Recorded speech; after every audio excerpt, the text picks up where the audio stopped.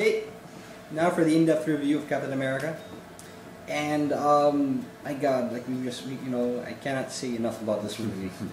I was like, I watched it today. I watched it twice already, and it got better the second time around. As in, when I watched it the first time, I actually thought, okay, it's the same level as Thor, but for some reason this time, even though you anticipate all what happens, I don't know. There are certain things where it adds more emotional weight. There are certain scenes there where I felt like, wow, okay. Especially the end. Yeah. The end. Yeah. The end has more weight compared to the weight of Thor. Because just as a comparison, okay, we're going to spoiler territory here. The romantic relationship between Peggy Carter and Steve Rogers is, I think there's more depth to it. Yeah, because they had the thing going on even before he had the Super Soldier serum. Right. She already admired the man. Yeah. When he was just skinny. Yeah. So when he becomes all buff and shit, she's like, whoa. Yeah. Well, okay, now that's even better. And she's like, when she goes for his chest. Okay. Yeah, that was really funny. Yeah. So it wasn't just physical attraction. Yeah. It's not like Jane Foster, Natalie Portman. It's and, just like, ooh, it's like, oh my God, she's gaping already just seeing him from falling in the sky. Yeah. So I agree with you. Yeah. Although I did find it lame where they put the conflict of that he kissed that girl. Yeah. I was like, oh man, that's a bit lame, and the way they don't really focus on it too much. It's understandable because it's like bordering on cheesy territory. Yeah. But I was thinking, did they have to go that route? Yeah. But at least they gloss it over. Yeah. And that was a nice touch when that war footage of him and they see his watch and there's her picture. Yeah. And Dominique Jones looks at her and she's like, "Kinlig ka naman." Yeah. So that worked also. That pretty worked. I mean, she was a good actress. Healy Mantel, I've never heard of me neither before, but she did a good job here. And again, go back to the shared universe thing. I like that they put Howard Stark there, very involved with the Super Soldier formula, as well as an early levitating car. Right. And when he brings out the showgirls, we're all like, "Saan nagmana si Tony?" There you go. There you That's go. where it came from. Yeah. And Dominic Cooper does a good job. He pulls off the charm of a Tony Stark. Yeah. Because it's just humorous for me to think that Dominic Cooper evolves into John Slattery. By the time Iron Man 2 comes out, he becomes a member of Sterling Cooper Draper Price from Red Dead. There you go. Yeah. So that was a fun bit, I'd say. Yeah. And he was flirting with Peggy too. Yeah. And it was funny to see Steve Rogers reacting. You fondue? You fondue? Yeah. Yeah, charming. Yeah, indeed. So there. Again, they had a lot of nice touches to reward comic geeks like us. Putting in the fighter race, putting in Camp Lehigh. Little things like that only a hardcore Cap reader or somebody familiar with the origin would get. And even the fact that in between shows he's sketching.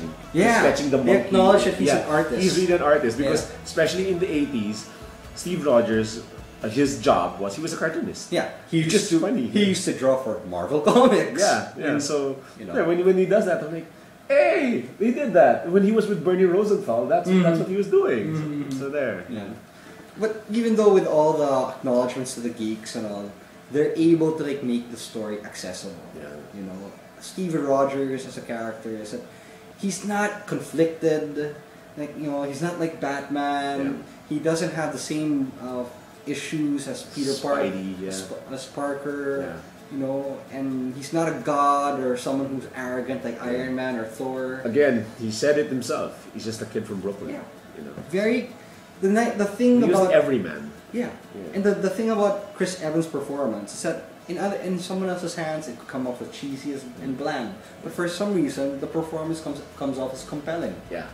You still cheer for the guy, right? Yeah. I mean, especially if you compare it to his Johnny Storm in Human Torch, who's a cocky, arrogant douche. Then his role in The Losers also is another cocky, arrogant douche. And then not another teen movie. So you see there's a pattern here of Chris Evans' roles in the past. But here he comes off really as the everyman, the guy you want to cheer for because he's been bullied. He's just because he didn't like somebody who's screaming at the cinema when the propaganda really showed. He gets beat up in an alley, and when he shows, oh, I got beat up there, I got beat up there, I got beat up there.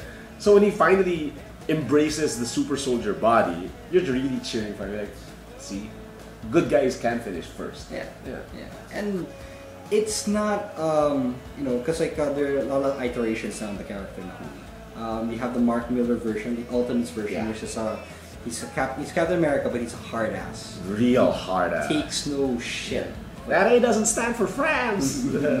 Classic line. And they actually pay more tribute to the Ed Brubaker character in the iteration, because like the Brubaker character is still a decent guy, but he does what it takes. And if that happens to take the life of someone, he'll do it. Yeah. And here, despite the character being a noble character, he knows it's war. Yeah. And he doesn't hesitate. He Carries doesn't hesitate to kill people. Right. You know. Yeah. You can. It was also fun for me to see villains like the Red Skull finally on screen in all his red glory, and Dr. Arnim Zola. I was just waiting for when's he gonna get disembodied? His brain here. You know? There's a nod to it though. Yeah. At the beginning, right? Yeah. With the goggles. Yeah, that's right. So you're kind of waiting for that. I like the connections to Hydra, although you're waiting for the Supreme Hydra to show up. But here, Red Skull is Supreme Hydra. Yeah. So, hear those classic lines like, Hail Hydra, cut off one and two will take its place.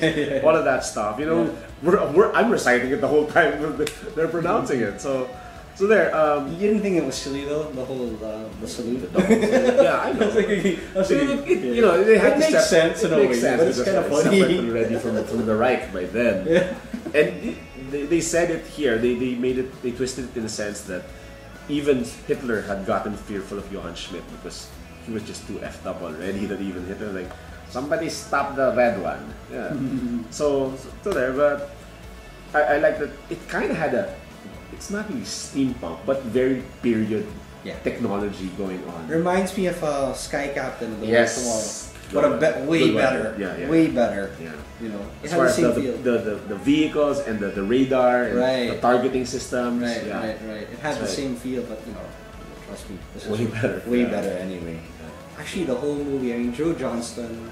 He was I think if I'm correct, he was a cinematographer for George Lucas and Steven Spielberg in Raiders of the Lost Ark, and I could see, watching it, I had that feeling of a mashup between Raiders of the Lost Ark and Star Wars here, because when you look at the Hydra uniforms, they look almost Star Wars. Stormtrooperish. Yeah. But black instead of white. Yeah.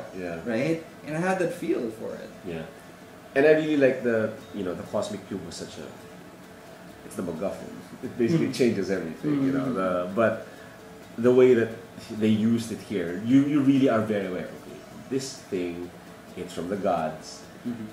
You kind of saw some of it in Thor. You see it in its full glory here, but wait till you see it in the Avengers. Oh yeah, because I this think huge in the Avengers. I think so.